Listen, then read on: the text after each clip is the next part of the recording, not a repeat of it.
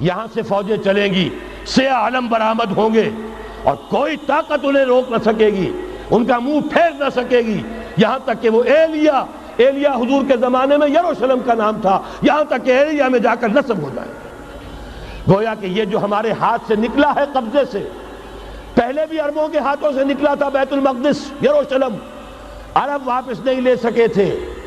کرد خون صلاح الدین ایوبی اس نے واپس لیا، عربوں میں دم نہیں رہا تھا، عیاشیوں کی وجہ سے کھوکھلے ہو چکے تھے۔ میں تجھ کو بتاتا ہوں تقدیر امم کیا ہے، شمشیر و سنا اول، طاؤس و رباب آخر۔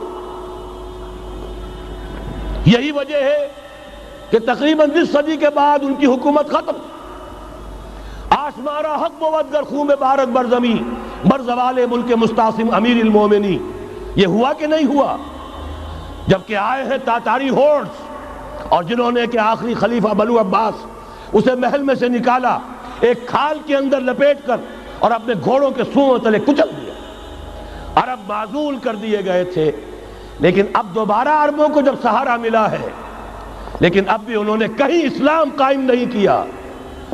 کوئی روس کا غلام رہا، کوئی امریکہ کا غلام رہا، کسی نے اس کا ساتھ دیا، کسی نے اس کا ساتھ دیا۔ تہذیب ہے تو مغربی، تمدن ہے تو مغربی، وضع میں تم ہو نصارہ تو تمدن میں ہنود۔ یہ مسلمان ہیں جنہیں دیکھ کے شرمائے یہود۔ یہی معاملہ جب ان کا ہوا تو اب اللہ تعالیٰ کی طرف سے ان کے اوپر وہ عذاب کی بھٹی گرم ہونے والی ہے۔ لیکن اس کے بعد پھر یہاں سے جائیں گے وہ جو ان کی مدد کریں گے، اور یہ ایلیا کو واپس لینے والے یہ مشرق سے چلنے والے لشکر ہوں گے۔ یہ اسی علاقے میں جب انقلاب آ جائے گا، یہ علاقہ خراسان اور پاکستان، جب یہاں نظام خلافت قائم ہوگا، یہاں سے اسلام کی توسیع ہوگی، اور یہاں سے جانب مشرق ہند اور جانب مغرب یہ جو یہودیوں کا سیلاب آ رہا ہے، ان دونوں کا مقابلہ کرنے کے لیے انشاءاللہ العزیز، ورنہ یہ اصابتان جو ہے ایک حدیث میں جمع کرنے کی کوئی اور حکمت ہو نہیں سکتی، ورنہ تو ہندوستان پہ کئی لشکر آئے ہیں۔ لیکن یہ کہ در حقیقت اسی وقت جب کہ عالم عرب میں وہ بھٹی دہکے گی، اسی وقت یہاں انقلاب آ چکا ہوگا۔ ایک طرف یہاں سے مدد کے لیے لشکر جائیں گے کہ جو مسلمان عرب جو ہیں ان کی مدد کریں گے، حضرت مہدی کے جھنڈے تلے لڑیں گے، حضرت مہدی کی حکومت کو مستحکم کریں گے، یؤتمون للمہدی۔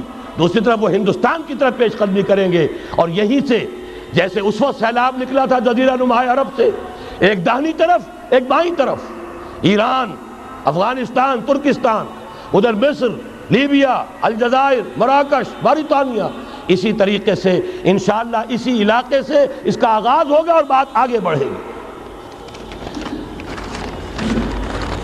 تو غرب اصل حاصل کیا ہے؟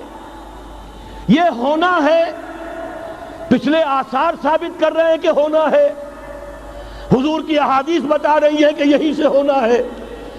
ہوا صرف یہ ہے ہم بھٹک گئے، ہمیں اپنی منزل یاد نہ رہی۔